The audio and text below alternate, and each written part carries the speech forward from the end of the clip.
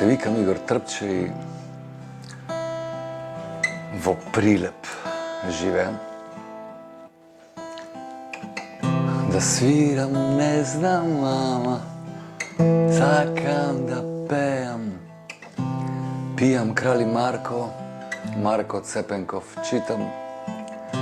На работа одам и по улици скитам, ама не ми е гајле мене, не ми е срам. Шо сакам си прам.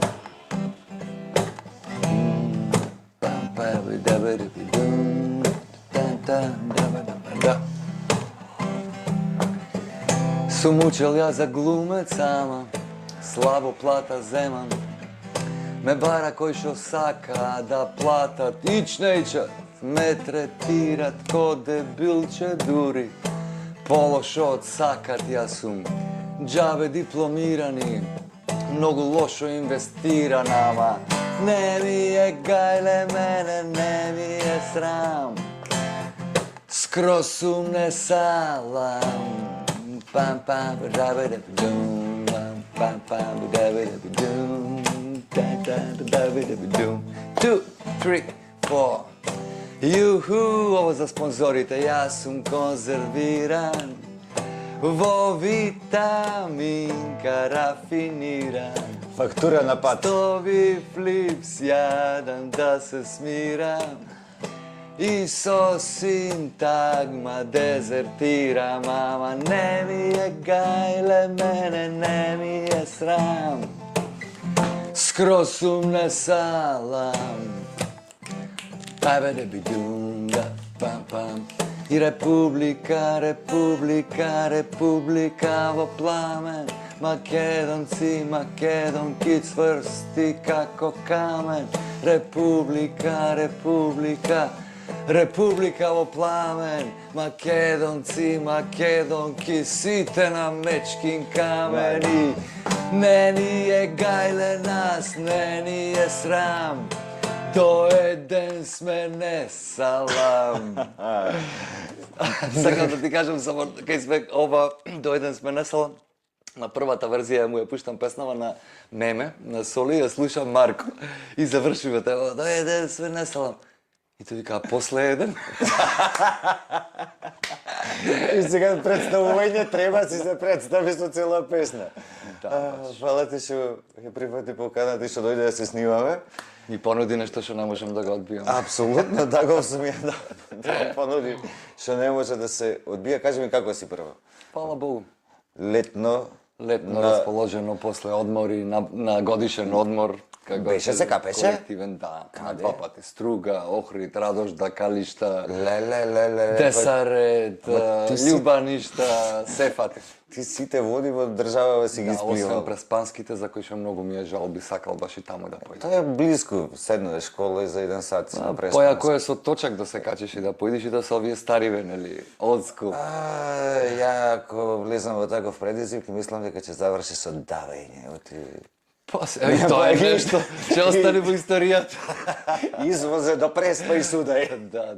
Некој Блаже Лексовски имаше на умирање во Битола, после че треба да се пишува на давење во Преспа. Ако има вода за давење. Како што тргнала работава, ќе се умориш од одење дори да влезеш, дури да се удеш. Не можеш да се удаиш. Сега со тегот ќе да почнеме. Глумец, режисер, поет, продуцент, Прилепчанец. собственик, како се да го е собственик, тоа многу глупо звучи на театарска работилница. Тоа е Дел од здружение. дел од здружени, иницијатори.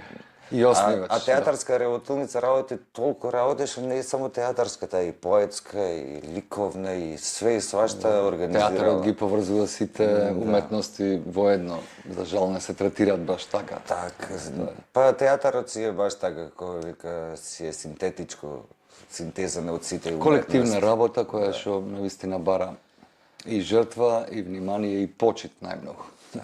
Па ќе тргнеме од производот кој што мене ми е, да речеме, онака најблизок од театарска работилница, тоа е Поетри Слемот.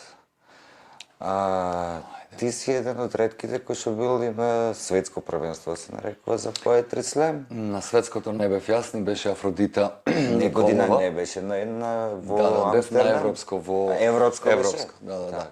Во Брисел и во Антверпен. Јас учествував во Брисел и во Марибор, тоа беше онлайн за време на короната. А лани бевме во Антверпен, Марија Грубор беше учесник и супер изведба имаше. Интересното беше дека сите изведувачи, особено еден кој се викаше Игор од Украина, дојде само за изведување на една песна за 3 минути и веднаш се врати на првите борбени линии. Тоа беше еден интересен преседан, ама сите учесници имаја можност само со една песна оваа година и тоа беше малце така чудно. Обично има 2 полуфиналења и на крајот финале. Ама оваа година беа така некои мерки посебни. Во секој случај поетри слем е една неконвенционална форма на поезија, а и објасни малку повеќе за тие кои што особено немале можност, кога ќе кажеш поетри слем, знаеш се кованица од поезија и слем кој што значи импровизација или дешавање во доаѓа од моментот. ова кошаркарско слем данк како забивање, бидејќи поетри слем е всушност надпревар. Сега во надпреварувањето е важно кој ќе забие, кој ќе ја фати публиката во принцип. Иначе она што е најинтересно, јас мислам дека не е посебен жанр или стил на поезија, дека може и класичната поезија да учествува, да биде во И да сврстена забие. во слем. Да, апсолутно. Има многу автори конвенционални кои имаат неверојатни песни кои би биле идеални за слем изведба, но работата е дека авторот треба да се дрзни или да се охрабри пред публика, да излези и да се надпреварува со уште некој кој исто така се дрзнал. И сега кој ја фати публиката, тој е победник. За голема среќа публиката навистина има сенс. Јас правам во принцип на 5 седишта ставаме стикер. Некогаш бираме и жири кога нема доволно публика кој сака да се пријави да гласа. А најдобро е кога има публика и кога секој ќе си види на столчето и дека тој ја превзема Сега одговорноста. седнуваш, опа, судија. Денеска сум жири. И интересното е дека стално го избирале најдобриот. Мислам, оној кој навистина ја фаќа публиката. Тоа се чувствува, така не може Кај да... публиката нема лага, особено кога одиш неподготвен, не знаеш онај првичниот инстинкт, првичниот впечаток или ти се бендисува или не ти се бендисува, или реагираш или не реагираш. Сега ти си пред се актер и после поети, за тебе е многу полесно да ја интерпретираш твојата поезија.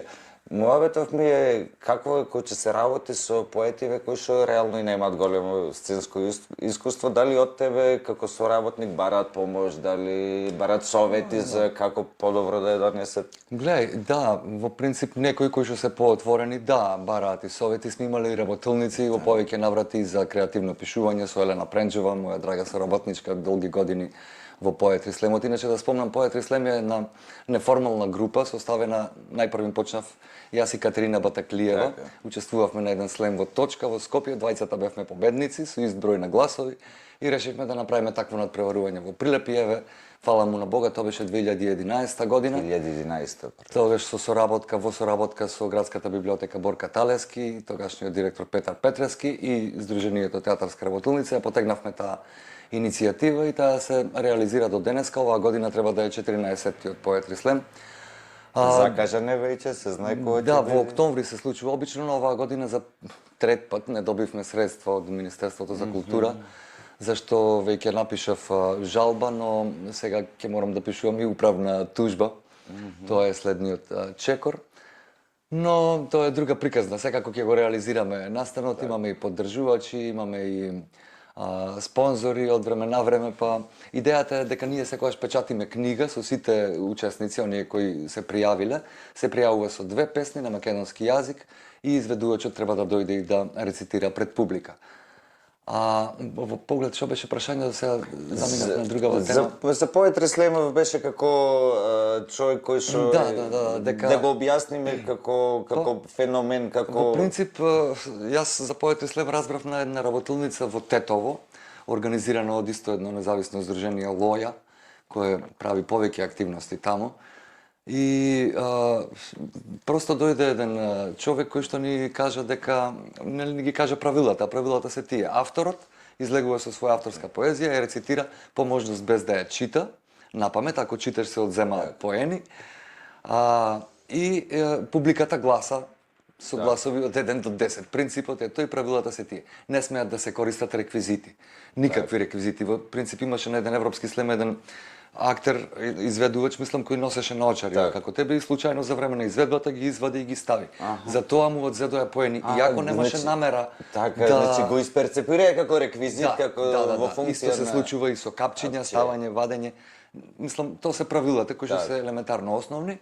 Ако читаш се намалува поени, и исто не се користи музика, односно музиката ја користиш само преку гласот. Може да се пее, сега дури веќе во новите правила има и ограничување колку секунди може да се пее, затоа што некои ги пеат цели песни, да речем.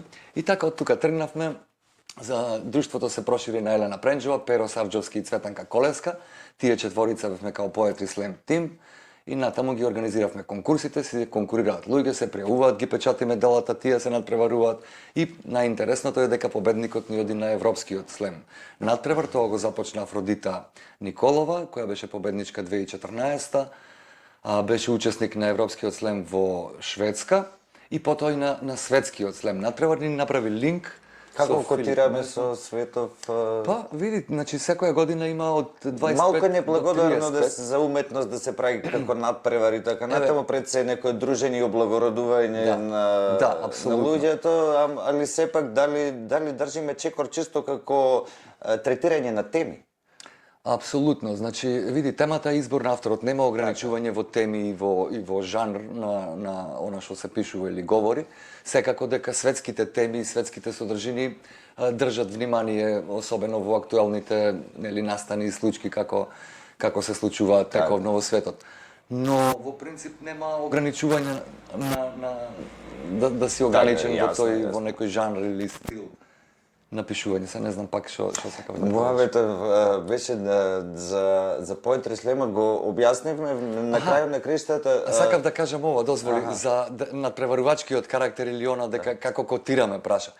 Досега најдобар настап на Европскиот поетски слем имала нашата Марија Грубор, која е двократен победник на Poetry Slam Македонија. Марија Грубор Вардарска сега се подпишува од Велес и таа во Будимпешта беше во првите 10. Влезе во првите 10. Другите изведувачи досега никогаш не сме влегле, вклучително и јас, кој 2 пати имав шанса да бидам на Европскиот слем, не влегов во првите 10. Дури првата година во Брисел не стигнав и да ја кажам најдобрата песна и моја грешка беше што не почнав со неа. Обично се почнува со најдоброто, па после евентуално жирито веќе те препознава на некој начин. Ти тргна од атлетски, од најслабата па да одиме нагоре, ама ете не стигнав до тоа. Тоа ти останато од гимнастичарските дена, значи ја чуваме најдобрата точка за финале. Оти после, ако ја изведам после да паднеш долу во финале, па ептен подоне, нема смисла. Кажи ми еден... Дозволи само, годинешниот победник од Естонија на Европскиот Poetry Slam во Антверпен, после доделувањето на наградата, за која што беше изненаден, затоа што имаше многу фаворити, например, одлични беа шпанците, англичанецот, германецот, чесите беа многу добри, имаше одлични изведувачи, може да погледнете на тие се онлайн закачени European Poetry Slam Championship. Муабетот беше дека победникот, првото нешто што го кажа после доделувањето на наградата беше, само сакам да ве потсетам дека Poetry Slam не е надпревар. Сакаше да кажи дека ние тука не се надпреваруваме кој е подобар, туку кој во моментот ја фатил публиката. И тоа е тоа што треба да се цени. А најинтересното во Poetry Slam е интеракцијата со публиката, односно градењето на критериум. Значи преку ние изведбите гледаме кои теми публиката ги сака. За кои теми гласа повеќе, некогаш сексизам ги интересира, некогаш расизам ги интересира, некогаш љубовна поезија, некогаш патриотска или револуционерна, секогаш има многу различни теми. Сакам да ни демонстрираш една работа што се вика за време на Poetry Slam е дозволена реакција на публиката, дури додека изведувачот чита. Да, тоа е популарното штракање со прсти за да не му пречиш на изведувачот, а сепак да кажеш кој стих ти се допаднал. Да, значи ако издвоиш некој стих, публиката аплаудира на таков начин. Исклучително интересна работа, име суптилно им даваш до знаење дека ова ми се допадна. Да го заокружиме Поетри Слемов и да Ни помина време. Че ни помина Поетри Слем цело време. Сакав да те прашам како се станува исклучително талентиран и надежен гимнастичар глумец. Па нема правила, јас немав чувство дека сум исклучително талентиран и надежен. Ја така сум слушнал, така ми кажува. Јас имам желба. Ти кој беше гимнастичар, ја валјда не бев ни роден. Ама сум слушал дека си бил навистина талентиран, а тоа сум го гледал да речеме веќе и ти во 40 ти онака доцни се сериозно флексибилен и... Немој да ме тераш да ти правам шпагат. Знам нека можеш. Па, како да кажам, тоа е судбински некои работи се случуваат. Например, јас станав гимнастичар, иначе живеевме еден период од мојот живот овде во Тризла, под Ило Бакалот, овде бакалницата под градинката. Илија Бакал. Во Тризла, да. И тука во земјата кај што беа за играње на децата, си игравме и ние. И еден ден, не знам, јас пробувавме вразни варијанти, ми вика, ти знаеш Звезда, штеки. Шо е тоа бе? Ова што го направи први пак вака настрана и цак вака вака вика во Партизан ги учат, дојди со мене. И ме фати и ме однесе во Партизан. И му вика гледајте, дете во знај Звезда. Ајде ми вика направи, јас прам вака. Сите браво шубат Звезда. И така почнав да одам на тренинзи во Партизан, после научив колук напред, колук назад, сите други основни елементи. Меѓутоа љубовта ми остана, јас значи завршив и средно физкултурно училиште, како што знаеш, иначе од 8 години почнав да тренирав такмичев за Прилеп, одевме во Дојран, во Охрид на рекреативни гимнастички такмичења, вишебои тогаш беа. Имам одлични спомени во тој период, сакам да го спомнам, Бог да го прости, Златко Лајцата, кој ми беше еден од тренерите, иначе таму и сите имав одлични спомени со Славе, джудистот кој еден период не тренираше Ристе еден период, Менче еден период, Горан, кој сега е замина во пензија таму. А мои идоли беа тогаш Орде Цветановски и Валентин Тинчо, кој единствено сега продолжи, или еден од гимнастичарите кој продолжи да се занимава со таа професија. Значи, Пресвртот беше... Пресвртот беше... Тетка ми Соње беше заболекар. И на завр бил Ванде, Димитар Вандески. И на радио нешто слушале, на радио слушат дека театарот дава стипендија за кој што ќе се запише као на актерска игра на факултет. Шо е бе Ванде работа? Немаме глумци, рекол, години се нема вработено глумци, вака бараме преку радио да ме гледа. Даваме пари глумец да се направи. Да. И тетка ми кажа, ја видиш да пробаш. Демек ти знам, јас кога завршив физкултурно средно, имав еден период кај што не знаев, не сакам да продолжам на ДИВ.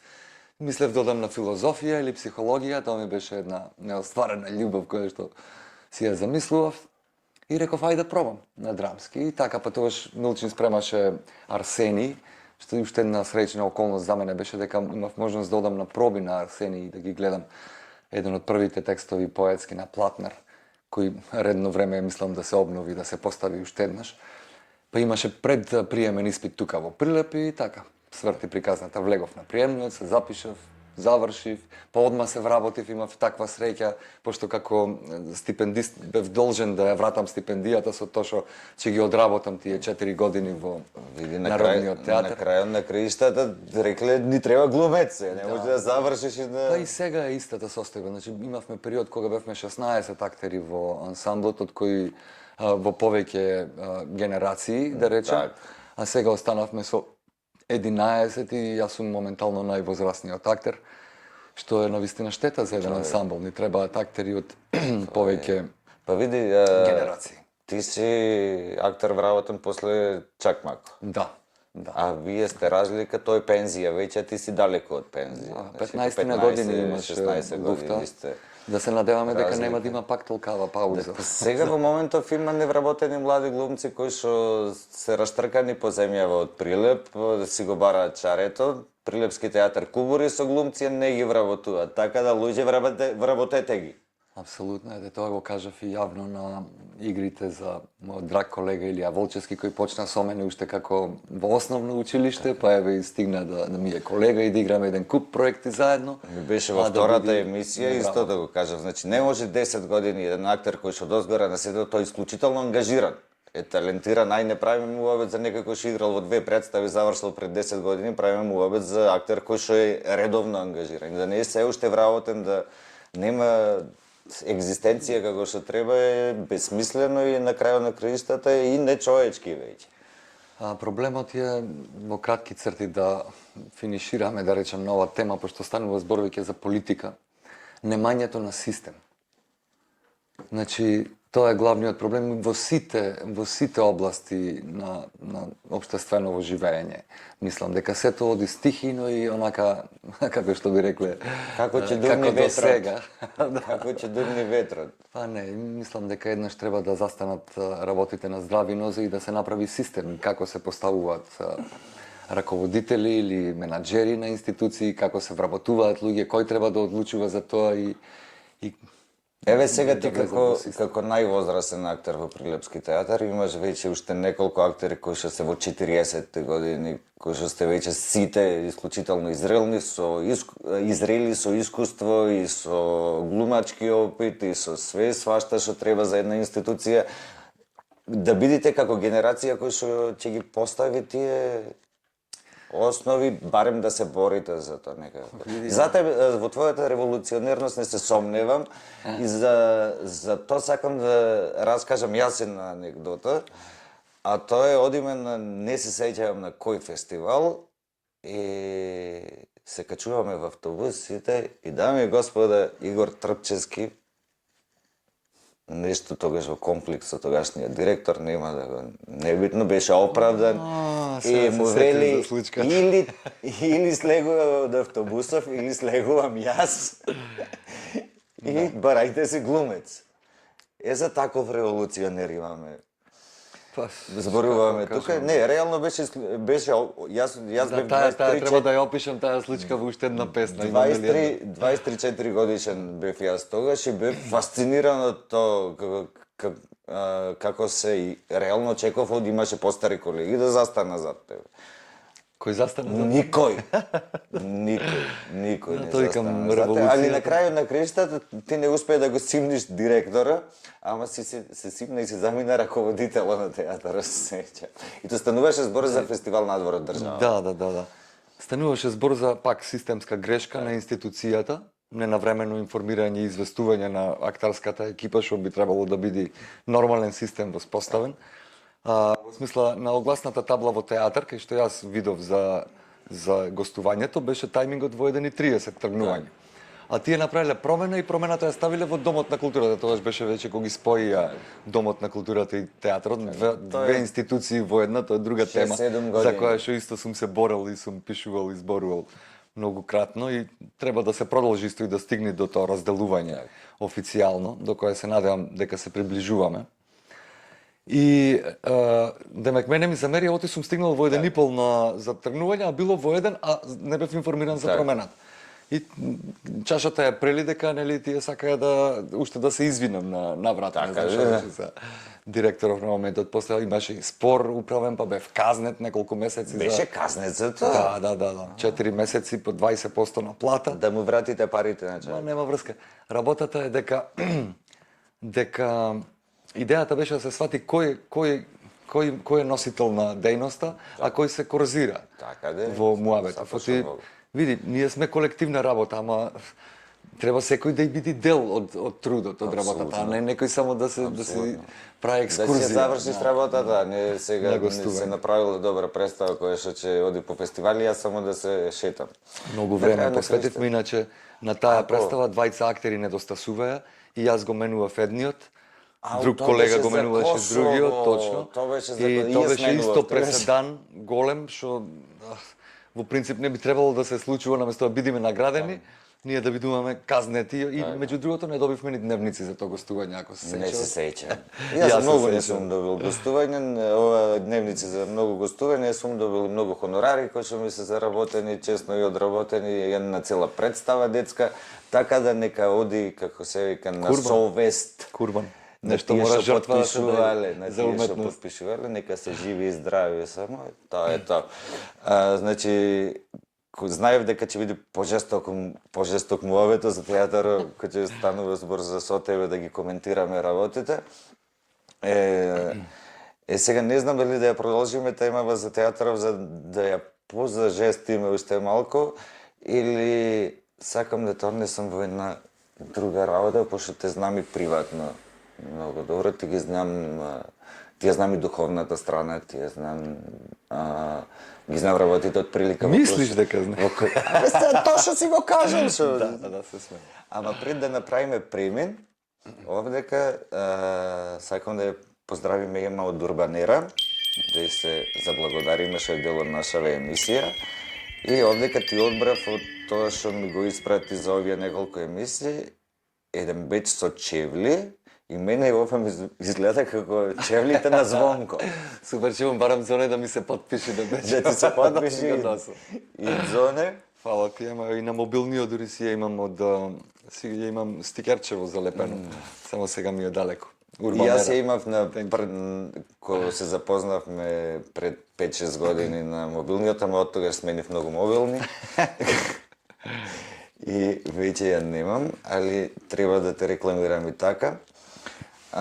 Друго, треба да ти кажам дека со нас во емисијава се и ВГ бар Аура, бар и ресторан. После емисијава одиме да се свечиме тамо, да пијаме по некоја пијачка. Супер. Другари, фала ви што сте дел од емисијата исто.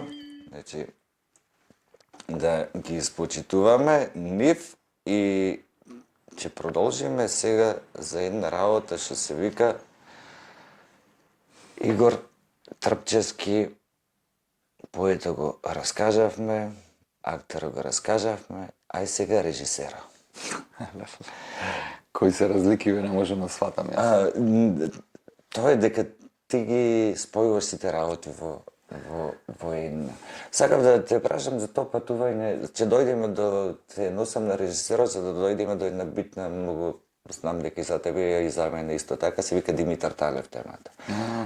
Сега, затоа те носам, затоа што беше на магистарски по режија во Бугарија, каде што за прв пат го прочита на бугарски Димитар Талев. Кажи ми само чисто како вовед да направиме како дојде до тоа да одиш на магистарски баш во Бугарија, да речи? Па, во смисла, морам да признам дека и сега е ситуацијата алармантна во поглед на македонскава режија. Не остана на времето беа 3-4 као извикани режисери. Пак велам као затоа што секое време си носи своји генерации. Тоа време беа Милчин, Љубиша, Умко. Така после дојде едно друго време кај што се појавија помлада генерација, помлада се да не ги споменувам сите. Меѓутоа имав несреќа да работам со многу режисери кои што генерално не знам како стигнале до тоа дереđe. Имаме во областа на уметноста наистина е преголем диапазонот и критериумите се преразнишени, а сега во време кога има и приватни универзитети каде секој може да се запише и да стигне до диплома. А во тоа време не имаше. Критериумите се тие приватни универзитети, али на крај на затоа имаше поинаков критериум и поинаков квалитет барем на тоа што се работи во еден период. Сега е мислам еден период кога критериумите се паднати на многу ниско ниво и кубуриме со многу работи. Но тоа ми беше мотивот.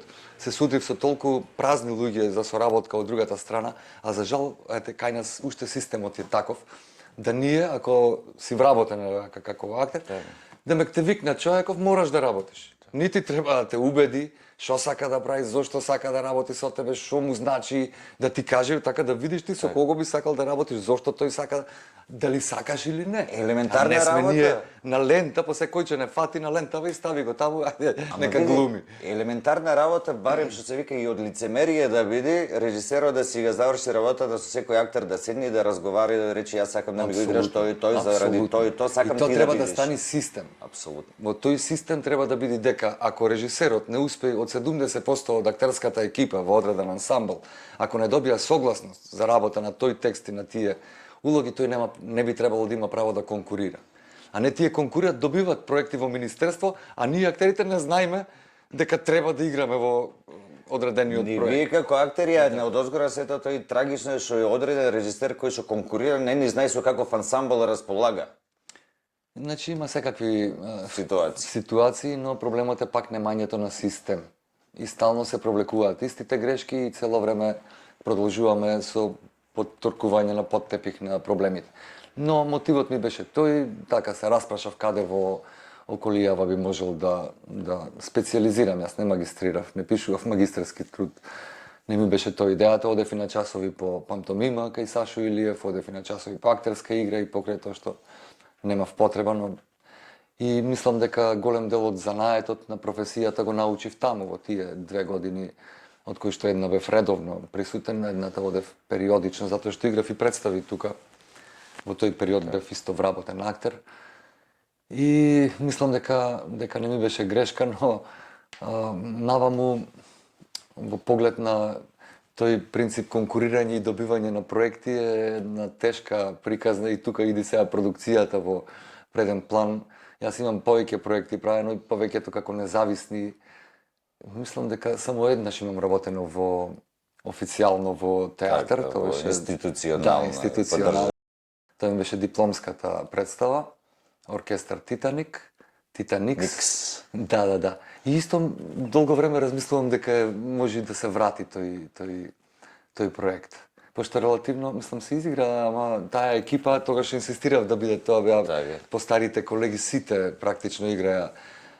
Пепи, Ашата, Ванде, Цене Чавлеска и Најдо Тодески. И за мене беа одлична екипа во проектот. А сега би било интересно со еден помлад ансамбл да го изработиме тој текст на Христо Бојчев, исто така одличен текст.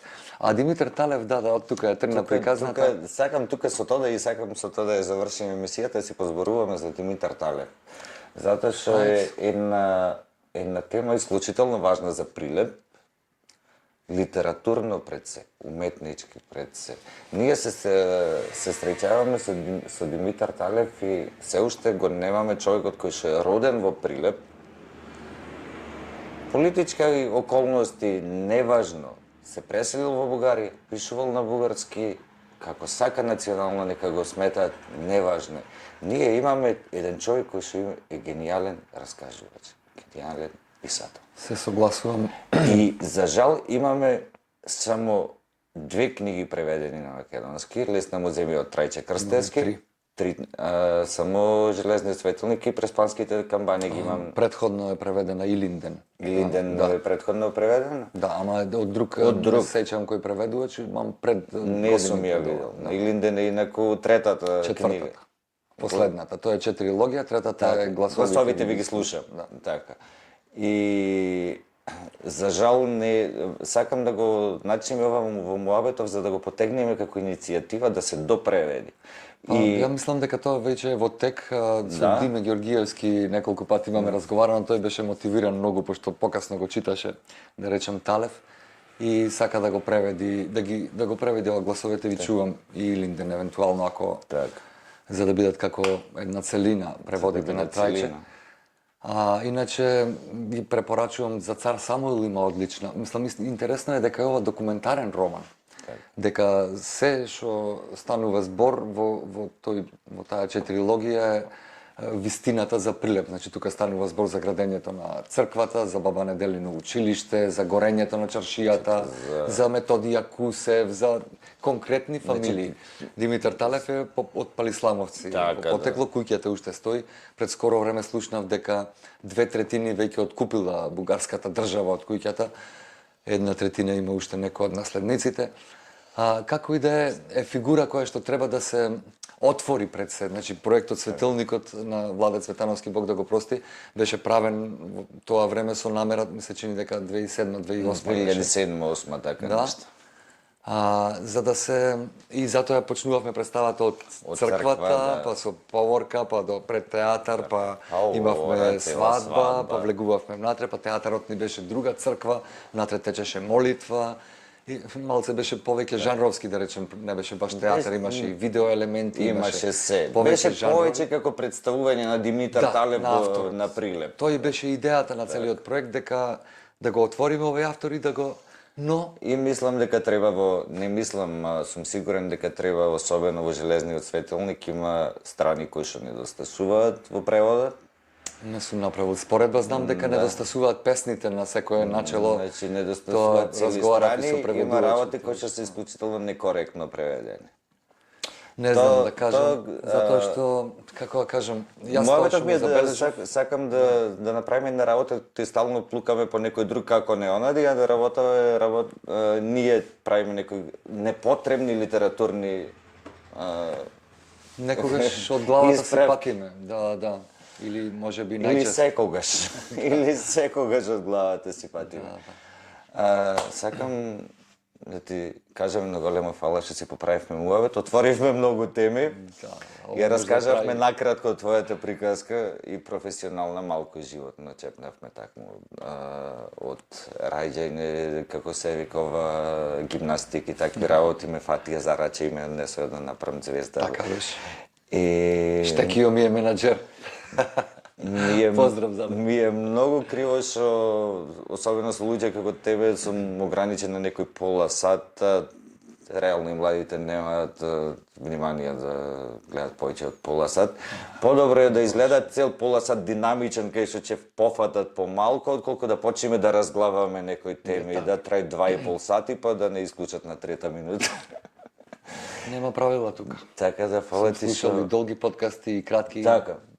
Секој се Апсолутно, среќа. апсолутно. Мило ми беше да си ја продолжите емисијата, да имате убави гости, да остани за историјата нешто. Да остане за историјата, јас ќе се потрудам барем прилепчани кој што една пријателка рече баш како ги вадиш како од чекмеџето на прилеп да ги вадиш, како драгулји некој.